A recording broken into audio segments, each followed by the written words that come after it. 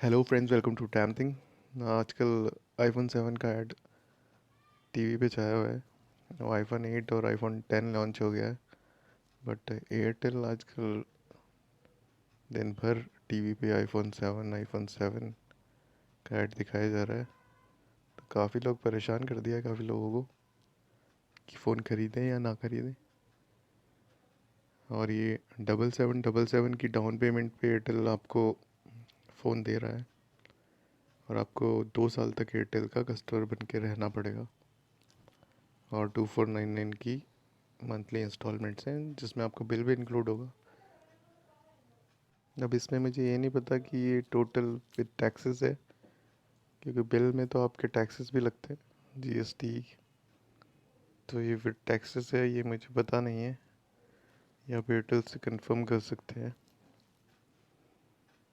तो ये वेरिएंट इन्होंने 128 GB और 32 GB के वेरिएंट दिए हैं आईफोन 7 और आईफोन 7 प्लस। और ये आईफोन 7 की स्पेसिफिकेशंस दी हैं। अनलिमिटेड कॉलिंग आपको दे रहे हैं, 30 GB डेटा पर मंथ दे रहे हैं।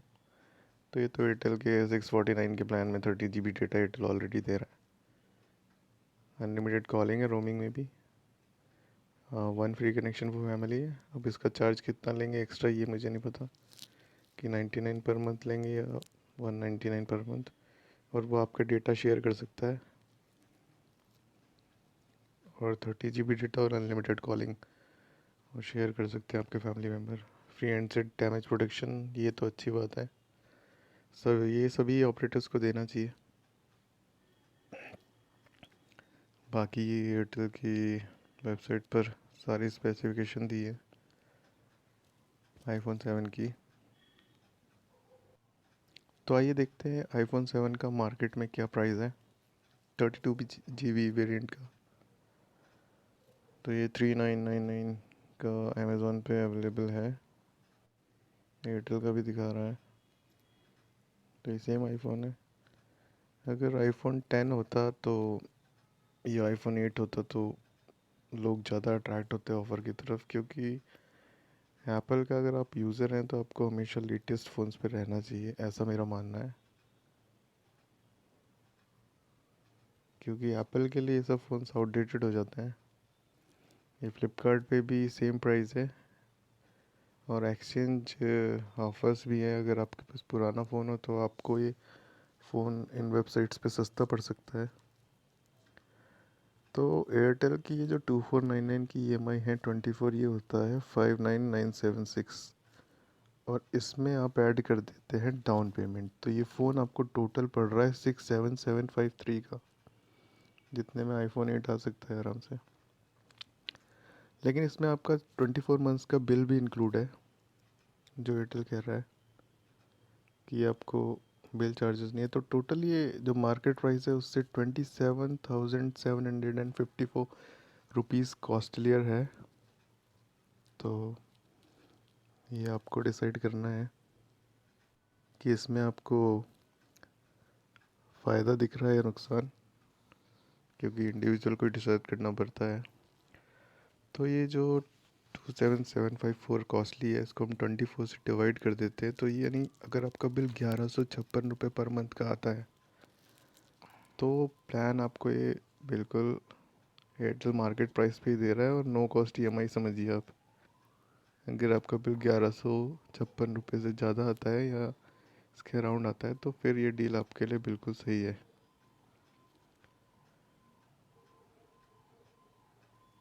क्योंकि ओवरऑल आपको कॉस्ट उसकी 3999 नहीं पड़ेगी, क्योंकि आपका बिल तो फ्री है। 30 GB आपको डेटा दे रहे हैं।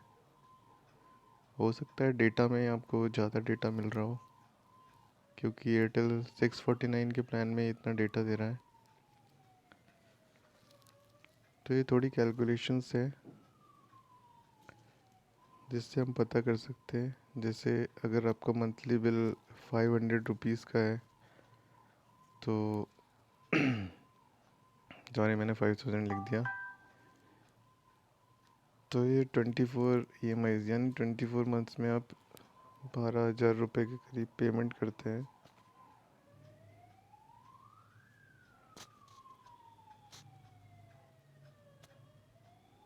तो आप